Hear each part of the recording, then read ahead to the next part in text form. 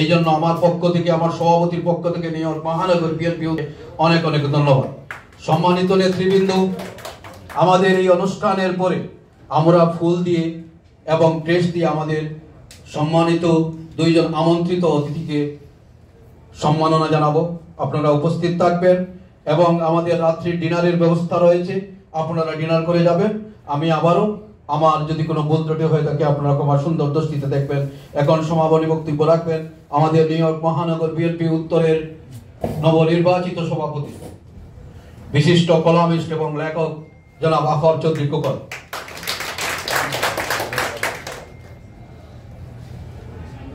বিসমিল্লাহির রহমানির রহিম।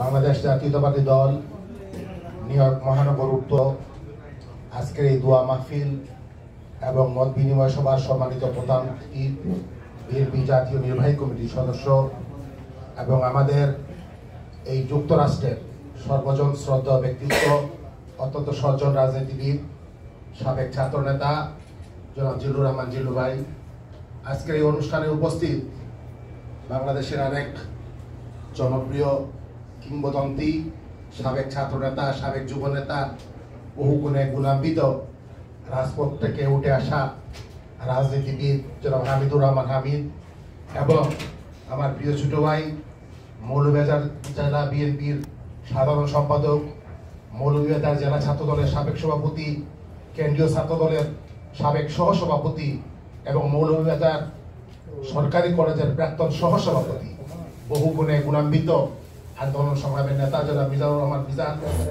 উপস্থিত আমার সকল সহকর্মীবৃন্দ, বিশেষ করে নিউ জার্সি থেকে আগত নিউ জার্সি স্টেট বিএনপির সভাপতি সৈয়দ জুবাইর আলী, উপস্থিত নিউ ইয়র্ক মহানগর দক্ষিণ বিএনপির সভাপতি জনাব হাবিবুর রহমান সেলিম রেজা, আন্দোলন সংগ্রামের নেতা হাবিবুর রহমান সেলিম রেজা এবং জাতীয়তাবাদী যুবদল কেন্দ্রীয় নির্বাহী কমিটির প্রাক্তন আন্তর্জাতিক বিষয়ক সম্পাদক বন্ধুবর আবু সাঈদ আহমেদ, জাতীয়তাবাদী স্বেচ্ছাসেবক দলের সহ আন্তর্জাতিক সম্পাদক হারুন সাইফুর রহমান খান হারুন, উপস্থিত সকল সহকর্মীবৃন্দ, আমি আমার বক্তব্য দীর্ঘায়িত করব না।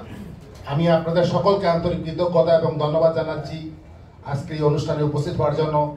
এবং আমরা অত্যন্ত আনন্দিত এবং গর্বিত এজন্য যে বাংলাদেশের দুই অঞ্চলের দুই জনপ্রিয় নেতাকে নিয়ে আমরা আজকে এখানে মত বিনিময় করলাম।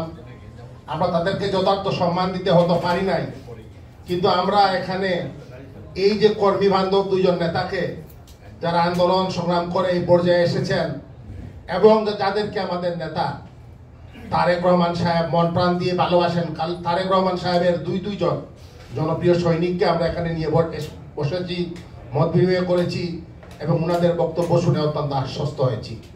আমি বিশ্বাস করি, আমি আশা করি যে দলে হামিদুর রহমান হামিদের মতো নেতা রয়েছে, যে দলে বিপিন মিজানের মতো নেতা রয়েছে, সে দলের পরাজয় নেই ইনশাল্লাহ।